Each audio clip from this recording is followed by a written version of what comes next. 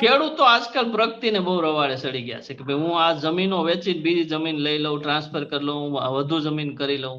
તમારું એ બાબતમાં શું કેવું છે? મેં વચ્ચે એક મારી પાસે એક યુટ્યુબ ચેનલ વાળા આવ્યા હતા.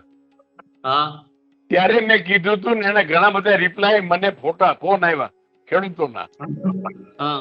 અને પરિવારોના ફોન આવ્યા.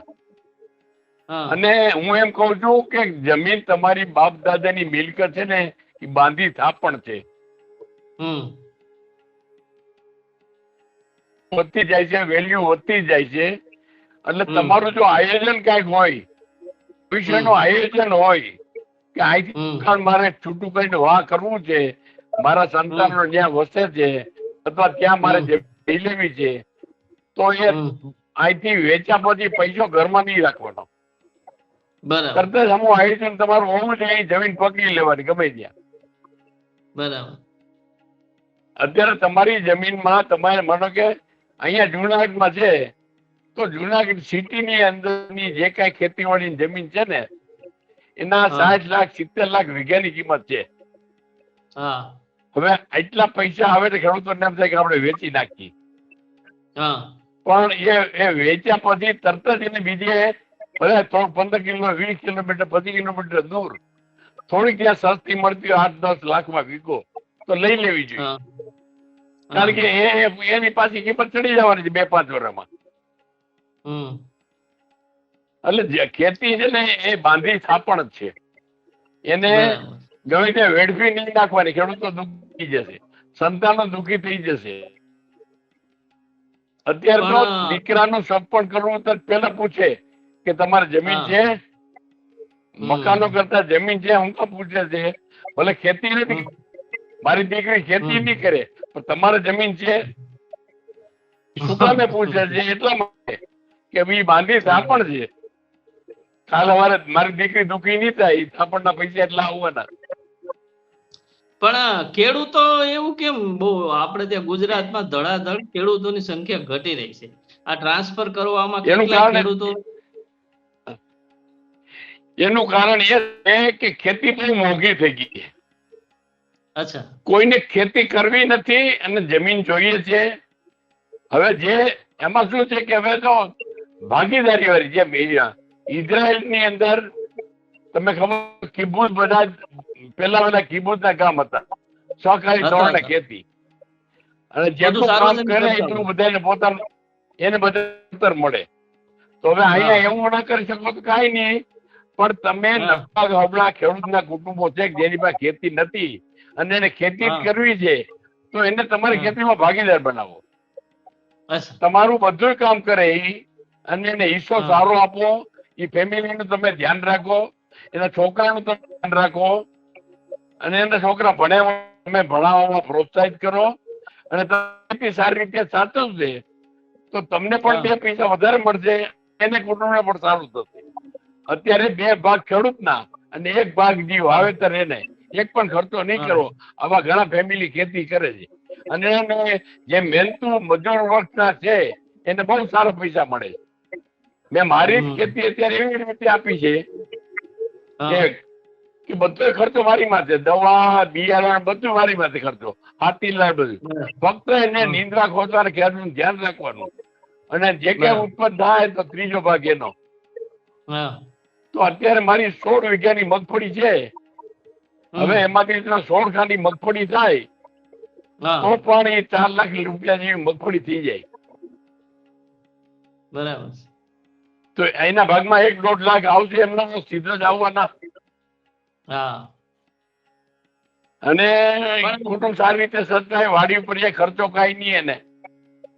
એટલે આવી રીતે આપણે એને ભાગીદાર બનાવવું પડશે. તમે એની પાસે શોષણ કરવું એ મૂકી દો બધા, કે હું કેમ મેળવી લઉં ને કઈ ના મળે એ નહીં ચાલે. હવે પણ ગુજરાતમાં નાના ખેડૂતો આવી રીતે જમીન ટ્રાન્સફર કરવાને નામે સરકાર સર્ટિફિકેટ આવે પછી રદ થઈ જાય છે, એટલો ટાઈમમાં ખરીદી જમીન કરી નથી શકતા, તો એનું બેઝમાં મુખ્ય શું કારણ છે? હવે એમાં હું છે નાના ખેડૂતો છે, બધા નાની ટૂંકી ખેડી, પણ અમુક જગ્યાએ તો એ ખેતીઓ કિંમતી છે. હા એને માને છે કે આ વેચી અને સારા મકાન કરી લઈએ અને છોકરા કારખાનામાં કામે લગાડી દઈએ, હા અને એવી રીતે એ વિચારે બિચારા. શું કરે? હા. કારણ કે ખેતી કરવાનું જ ના હોય. હવેની હા. પ્રજા ખેતી છોકરા જો કરવાનું ના તો શું કરવાનું? સાચી વાત છે. છોકરાને તો બધું ફેક્ટરીમાં કામ કરવું, મજૂરી ત્યાં કરવી, તો ખેતીમાં કઈ કરવું નથી એને. અને કામ ભણીને કરે તો નોકરી જ મળતી. અત્યારે ભણીને શું કરે? ભલે અત્યારે ક્યાં સર્વિસ, ક્યાં સરકારે સર્વિસ ના બાયણા બંધ કરી દીધા. અત્યારે 58 વર્ષે રિટાયર થાય એને પાછો 30,000 માં રાખી, પણ નવી ભરતી નથી હા. કરતી. અને તમે આ બેકાર એટલે બધા બેઠા છે એને તમે હા. વલ્લાને હવે 60 વર્ષ થઈ ગયા, તમે એમ કહો છો 60 વર્ષ પછી કામ ન કરી શકે, તો તમારી પાસે 30,000 માં સરકાર નાખવા, 30,000 માં એને કામ કરવું, 50,000 માં કામ દેવું, તો કામ કરી શકે એમને. આ કેવો ન્યાય? એમ સરકારે કેવી રીતનું વિચાર સમજાતું નથી મને કે 50,000 માં એ કામ કરી શકે, નહીતર કામ ના કરજો. તમારી ઉંમર થઈ ગઈ, તમે રિટાયર, હા 2 લાખ નો 2.5 લાખ નો પાછા પગાર આવે, તમે રિટાયર. એમની તમે રિટાયર થઈ ગયા, હવે તમે 62 62 વર્ષ થયા એટલે તમે રિટાયર, 2.5 લાખ નો પગાર લેતા બંધ થઈ જાય. પણ પાછા એના ને એને 50,000 માં રાખે. ઓલું બીજું શું કરે? ક્યાં જવા કરે? ઓફિસે આપણે 50,000. નવી ભરતી થતી નથી, અને નવી ભરતી સરકાર કરતી નથી, બેકારી વધતી જાય. એટલે આ માટે કોઈ સારું વિચારશે ની, ખબર નથી કે શું કામ આવું વિચારતા નથી. એટલા બધા યુવાનો બેકાર ભણેલા ગણેલા રખડે છે બિચારા. બધાનો સમાવેશ થઈ જાય ને. ખેડૂતોની સંતાનો શિક્ષણની એમની હું શિક્ષણની સંસ્થા શિક્ષણની ચલાવું છું. મારી પાસે હાઈસ્કૂલો પણ છે. એમાં વિદ્યા સહાયકો 11 મહિના પગારદાર મૂક્યા. અરે 11 મહિનાનો વિદ્યા સહાયક તમે આમાં અખતરા કરે શિક્ષણમાં? એ બાળક કેવું ભણાય તો 11 મહિના આમ જોવાનું, 11 મહિના પછી બીજાને છૂટા કરી દેવાનું. હવે એમાં ક્યાંથી બાળક એની પાસે ભણે? તમે જેને અહીંયા દરખાસ્ત આપો કે ભાઈ તું આ નોકરી મળી, હવે તું આ શાળામાં પૂરું કરીશ ત્યાં સુધી તને છૂટો નહીં કરીએ, તો એ બાળકોને એને મેચ થાય, સારું શિક્ષણ આપી શકે. હૃદયથી શિક્ષણ તો જ આપી શકે. ઉપર ભલે 11 મહિના કરાર આધારિત શિક્ષણમાં એવું કરાર આધારિત, એટલે સમજાતું નથી આ કઈ રીતનું ચાલે છે.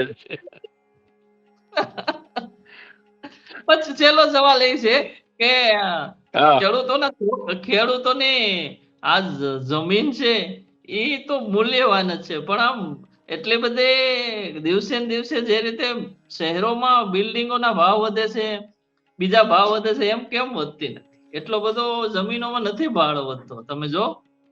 ના તો જમીનના ભાવ સારા વધે છે. જ્યાં જ્યાં જમીન શહેરીકરણ કે છે ને રસ્તા ત્યાં પર, વધે છે, ગ્રામ્યમાં નથી વધતા. જો ગમે ત્યાં જે જમીન છે ને, તો મેં તો જો તમે સર્વે કરો ને, આખા ગુજરાતમાં સર્વે કરો ને તમે, જ્યાં જ્યાં રોડ નીકળે, હાઈવે નીકળો, એકવાર એ જમીન 5 લાખમાં, 3 લાખમાં કોઈ લેવા તૈયાર નહોતું, અને જેવો હાઈવે છપાણો એટલે રાતોરાત જમીન ઉચકાઈ ગયા ભાવ. એ વાત સાચી. એટલે રસ્તાની સગવડતા આપો, ગામે ગામ, ખેતરે ખેતર રસ્તાની સગવડતા આપે ને, તો બધી જમીન કિંમતી થઈ જાય. કારણ કે જેને જમીન વાડીએ હવે ગાડી લઈને જવું, એટલે ગામડાના રસ્તા પણ સરકારે ક્લિયર કરવા, સારા કરવા જોઈએ. ખેતરે ખેડૂત સીધી રીતે જઈ શકે. હવે તો વાહનો બધા જાય, ખેડૂત 2 પૈસા છે, વાહનો કામ ના વાપરે ભાઈ? એટલે બરાબર, વાહન વ્યવહાર માટે રસ્તાઓ, જમીનો ભાવ માટે રસ્તાથી ગામથી બીજે ગામથી બધે ગામને રસ્તા જોડતી બધું. અને ખેતરોના રસ્તા પણ સરકારે ગ્રાન્ટ આપી અને ઓછામાં ઓછા 15 ફૂટના રસ્તા બધી જગ્યાએ ખેતરો રસ્તા પણ કરી દઈએ. ભલે ખેડૂતની ભાગીદારી કરો અંદર, પણ તો જમીનો સારી અને ખેતી કરવાનું મન થાય બધાને. ખેડૂતના છોકરાને વાડી જવું છે, પણ એને વાહન લઈને જવું.